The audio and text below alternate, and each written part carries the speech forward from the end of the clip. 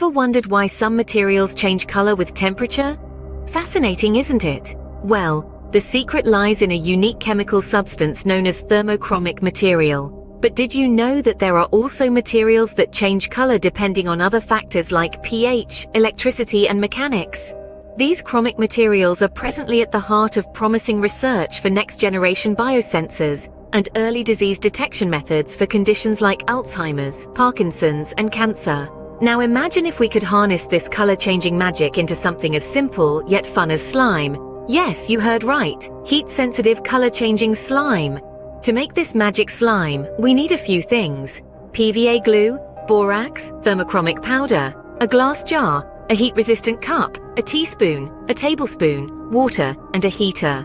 Start by mixing a tablespoon of PVA glue with 2 teaspoons of water in the glass jar. Add a teaspoon of thermochromic powder to the mixture and stir well. Now, add a teaspoon of borax and stir until the mixture turns into a slimy substance. Voila! You have your heat-sensitive color-changing slime. But what makes this slime change color? When the slime made with thermochromic material comes in contact with a warm cup, the heat changes the chemical structure of the thermochromic substance within the slime.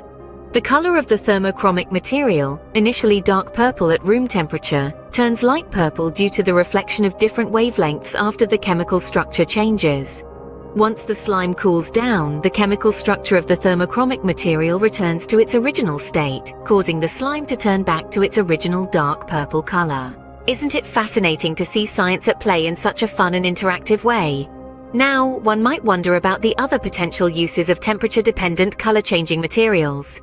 The possibilities are endless and are limited only by one's imagination. So the next time you see a color-changing cup or any other object, remember it's not magic, it's